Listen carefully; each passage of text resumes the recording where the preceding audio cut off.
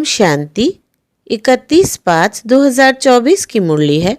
मुख्य रूप से बाबा ने कहा, बाप बहुरूपी है। जहाँ आवश्यकता होती सेकंड में किसी भी बच्चे में प्रवेश कर सामने वाली आत्मा का कल्याण कर देते हैं, भक्तों को साक्षात्कार करा देते हैं।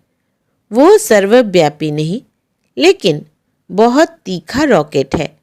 बाप को आने जाने में देरी नहीं लगती। इस बात को ना समझने के कारण भक्त लोग सर्वव्यापी कह देते हैं। आगे कहा, लायक और समझदार बनने के लिए पवित्र बनना है। सारी दुनिया को हेल से हेवन बनाने के लिए बाप के साथ सर्विस करनी है। खुदाई खिदमतगार बनना है। कलयुगी दुनिया के रस्म रिवाज, लोक लाज, कुल की मर्यादा छोड़ सत्य मर्यादा का पालन करना है। दैवी गुण संपन्न बन दैवी संप्रदाय की स्थापना करनी है। अब सुनते हैं महावाक्यों को विस्तार से। बाबा ने कहा, मीठे बच्चे, बाप आए हैं कांटों को फूल बनाने। सबसे बड़ा कांटा है देह अभिमान। इससे ही सब विकार आते हैं। इसलिए देही अभिमानी बनो। प्रश्न है, भक्तों ने बाप के किस कर्तव्य को ना समझने के कारण सर्वव्यापी कह दिया है? उत्तर, बाप बहुरूपी है। जहां आवश्यकता होती सेकंड में किसी भी बच्चे में प्रवेश कर सामने वाली आत्मा का कल्याण कर देते हैं, भक्तों को साक्षात्कार करा देते हैं। वो सर्वव्यापी नहीं, लेकिन बहुत तीखा रॉकेट है। बाप को आने जाने में देरी नहीं लगती। इस बात को न समझने के कारण भक्त लोग सर्वव्यापी कह देते हैं। ओम शांति। यह है छोटा सा गुलशन, ह्यूमन गुलशन। बगीचे में तुम जाते हो, उसमें पुराने झाड़ भी होते हैं, किस्म किस्म के। कहाँ मुखड़िया भी होती है, कहाँ आधी खिली हुई मुखड़िया होती है। यह भी बगीचा है ना। अब यह तो बच्चे जानते हैं। यहाँ आते हैं कांटों से फूल बनने। श्रीमत से हम कांटे से फूल बन रहे हैं। कांटे जंगल के हैं, फूल बगीचे में होते हैं। बगीचा है स्वर्ग, जंगल है नर्क। बाप भी समझाते हैं, यह है पतित कांटों का जंगल, वो है फूलों का बगीचा। फूलों का बगीचा था, वो अभी फिर कांटों का जंगल बना है। देह अभिमान है सबसे बड़ा कांटा। उसके बाद फिर सब विकार आते हैं। वहां तो तुम देही अभिमानी रहते हो। आत्मा में ज्ञान रहता है। अभी हमारी आयु पूरी होती है। अब हम यह पुराना शरीर छोड़ दूसरा जाकर लेंगे। साक्षात्कार होता है, हम गर्भ महल में जाकर विराजमान होंगे। फिर मुखड़ी बनकर मुखड़ी से फूल बनेंगे। यह आत्मा को ज्ञान है। सृष्टि चक्र कैसे फिरता है, यह ज्ञान नहीं है। सिर्फ यह ज्ञान रहता है कि यह शरीर पुराना है, इसको अब बदलना है।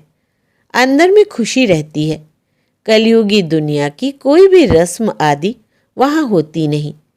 यहाँ होती है लोक लाज, कुल की मर्यादा। फर्क है ना। वहाँ की मर्यादा को सत्य मर्यादा कहा जाता है। यहाँ तो है असत्य मर्यादा। सृष्टि तो है ना। बाप आते ही है, जबकि आसुरी संप्रदाय है। उसमें ही दैवी संप्रदाय की जब स्थापना हो जाती है, तब विनाश होता है। तो जरूर आसुरी संप्रदाय है। उसमें ही दैवी गुण वाली संप्रदाय स्थापन हो रही है। यह भी समझाया है, योग बल से तुम्हारे जन्म जन्मांतर के पाप नष्ट होते हैं। इस जन्म में भी जो पाप किए हैं वो भी बताने पड़े। उसमें भी खास है विकार की बात। याद में है बल। बाप है सर्वशक्तिवान। तुम जानते हो, जो सर्व का पाप है उनके साथ योग लगाने से पाप भस्म होते हैं। यह लक्ष्मी नारायण सर्वशक्तिवान है ना। सारी सृष्टि पर उनका राज्य है। वो है ही नई दुनिया। हर चीज नई। अब तो जमीन ही कलराठी हो गई है। अभी तुम बच्चे नई दुनिया के मालिक बनते हो। तो इतनी खुशी रहनी चाहिए। जैसे स्टूडेंट वैसी खुशी भी जास्ती होगी। तुम्हारी यह है ऊंचते ऊंच यूनिवर्सिटी, ऊंचते ऊंच पढ़ाने वाला है। बच्चे पढ़ते भी है ऊंचते ऊंच बनने के लिए। तुम कितना नीच थे, एकदम नीच से फिर ऊंच बनते हो। बाप खुद ही कहते हैं तुम स्वर्ग के लायक थोड़े ही हो, अपवित्र वहां जा न सके। नीचे है तब तो ऊंच देवताओं के आगे उन्हों की महिमा गाते हैं। मंदिरों में जाकर उन्हों की ऊंचाई और अपनी नीचता का वर्णन करते हैं। फिर कहते हैं रहम करो तो हम भी ऐसे ऊंच बने। उन्हों के आगे माथा टेकते हैं। है तो वो भी मनुष्य, परंतु उनमें दैवी गुण है। मंदिरों में जाते हैं, उन्हों की पूजा करते हैं कि हम भी उन्हों जैसा बने। यह कोई को पता नहीं है कि उन्हों को ऐसा किसने बनाया। तुम बच्चों की बुद्धि में सारा ड्रामा बैठा हुआ है। कैसे इस दैवी झाड़ का सैंपलिंग लगता है। बाप आते भी है संगम युग पर। यह पतित दुनिया है, इसलिए बाप को बुलाते हैं हमको आकर पतित से पावन बनाओ। अभी तुम पावन होने के लिए पुरुषार्थ करते हो, बाकी सब हिसाब किताब चुकतू कर चले जाएंगे शांति धाम। मन मना भव का मंत्र है मुख्य, जो तुमको बाप देते हैं।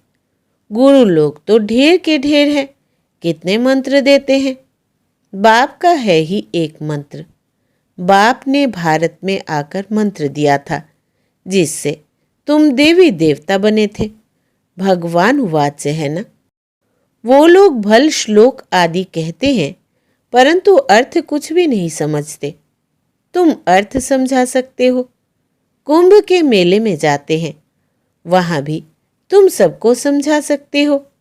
यह है पतित दुनिया नरक। सतयुग पावन दुनिया थी, जिसको ही स्वर्ग कहा जाता है। पतित दुनिया में कोई पावन हो न सके। मनुष्य गंगा स्नान कर पावन होने के लिए जाते हैं, क्योंकि समझते हैं शरीर को ही पावन बनाना है। आत्मा तो सदैव पावन है ही। आत्मा सो परमात्मा कह देते हैं। तुम लिख भी सकते हो, आत्मा पवित्र होगी ज्ञान स्नान से, ना कि पानी के स्नान से। पानी का स्नान तो रोज करते रहते हैं। जो भी नदियां हैं उनमें रोज स्नान करते रहते हैं, पानी भी वही पीते हैं। अब पानी से ही सब कुछ किया जाता है। बातें कितनी सहज है, परंतु किसकी भी बुद्धि में आती नहीं है। ज्ञान से ही सद्गति होती है सेकंड में।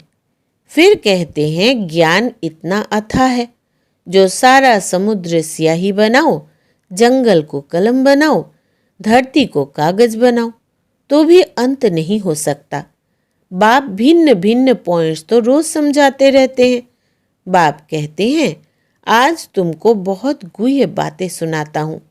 बच्चे कहते हैं पहले क्यों नहीं सुनाया। अरे पहले कैसे सुनाएंगे, कहानी शुरू से लेकर नंबरवार सुनाएंगे ना। पिछाड़ी का पार्ट पहले कैसे सुना सकेंगे। यह भी बाप सुनाते रहते हैं।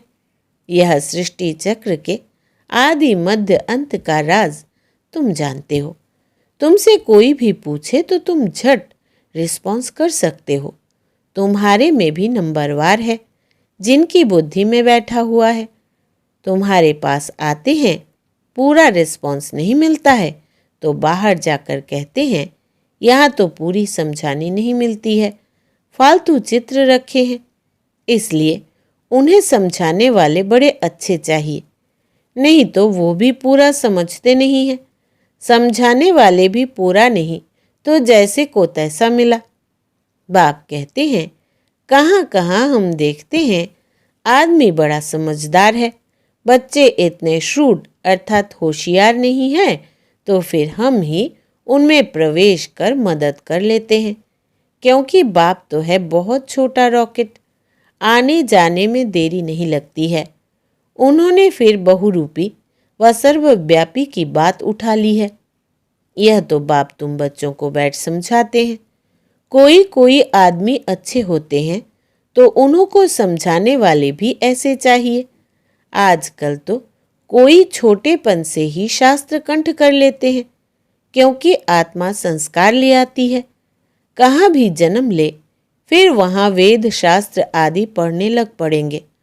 अंतमति सो गति होती है ना, आत्मा संस्कार ले जाती है ना। अभी तुम बच्चे समझते हो, आखिर वह दिन आया आज, जो स्वर्ग के द्वार सच सच खुलते हैं। नई दुनिया की स्थापना, पुरानी दुनिया का विनाश होना है। मनुष्यों को तो यह भी पता नहीं कि स्वर्ग नई दुनिया में होता है। तुम बच्चे ही जानते हो, हम सच्ची सच्ची सत्यनारायण की कथा व अमरनाथ की कथा सुन रहे हैं। है एक ही कथा, सुनाई भी एक ने है, फिर उसके शास्त्र बनाए हैं, दृष्टांत सब तुम्हारे हैं, जो फिर भक्ति मार्ग में उठा लिए हैं। तो संगम पर बाप ही आकर सब बातें समझाते हैं। यह बड़ा भारी बेहद का खेल है। इसमें पहले है सतयुग त्रेता राम राज्य, फिर होता है रावण राज्य। यह ड्रामा बना हुआ है। इनको अनादि अविनाशी कहा जाता है। हम सब आत्माएं हैं। यह ज्ञान कोई को है नहीं जो तुमको बाप ने ज्ञान दिया है। जो अभी आत्माएं हैं, उन्हों का पाठ ड्रामा में नूंधा हुआ है। जिस समय जिसका जो पाठ होगा, उसी समय आएंगे, वृद्धि को पाते रहेंगे। बच्चों के लिए मुख्य बात है पतित से पावन बनना। बुलाते भी है, हे पतित पावन आओ, बच्चे ही बुलाते हैं। बाप भी कहते हैं, हमारे बच्चे कामचिता पर बैठ भस्म हो गए हैं। यह है यथार्थ बातें। आत्मा जो अकाल है, उनका यह तख्त है, लोन लिया हुआ है। ब्रह्मा के लिए भी तुमसे पूछते हैं, यह कौन है? बोलो, देखो लिखा हुआ है, भगवान उवाच, मैं साधारण तन में आता हूँ। वो सजा हुआ श्री कृष्ण ही 84 जन्म ले साधारण बनता है। साधारण ही फिर वो कृष्ण बनता है। नीचे तपस्या कर रहे हैं, जानते हैं हम यह बनने वाले हैं। त्रिमूर्ति तो बहुतों ने देखा है, परंतु उनका अर्थ भी चाहिए ना। स्थापना जो करते हैं, फिर पालना भी वही करेंगे। स्थापना के समय का नाम रूप देश काल अलग, पालना का नाम रूप देश काल अलग है। यह बातें समझाने में तो बड़ी सहज है। यह नीचे तपस्या कर रहे हैं, फिर यह बनने वाले हैं। यही 84 जन्म ले यह बनते हैं। कितना सहज ज्ञान है, सेकंड का। बुद्धि में यह ज्ञान है, हम यह देवता बनते हैं।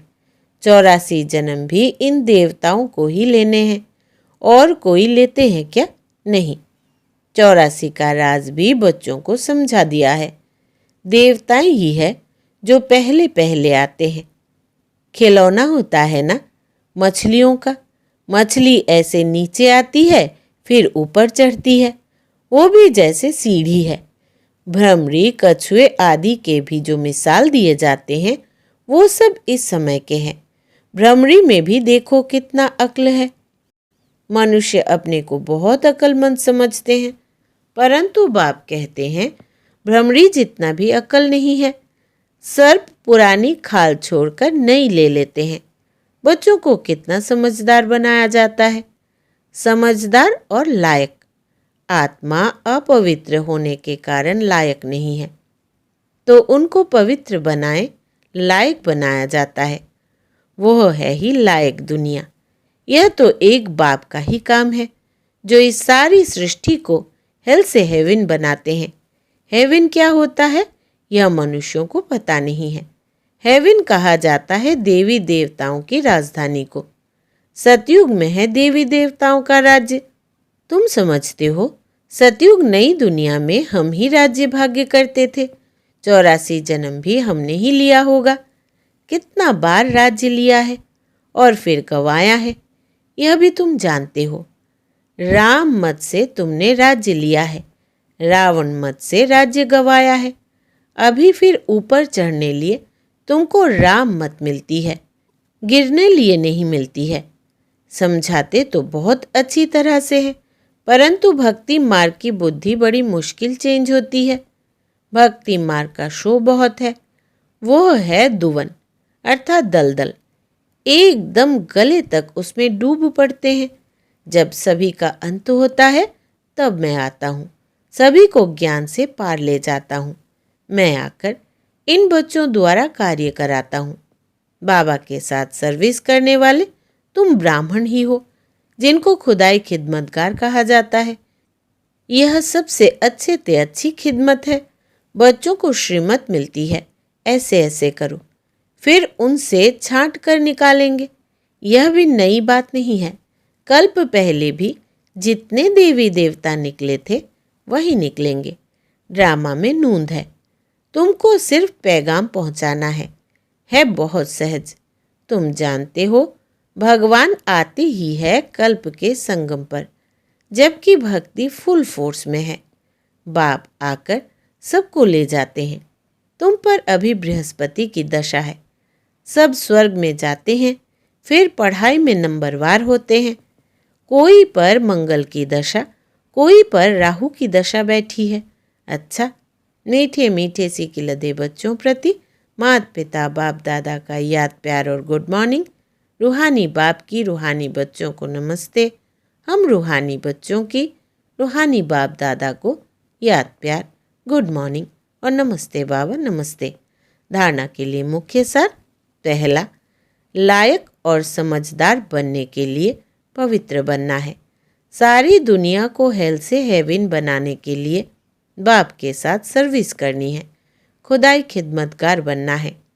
दूसरा, कलयुगी दुनिया की रस्म रिवाज, लोक लाज, कुल की मर्यादा छोड़ सत्य मर्यादाओं का पालन करना है।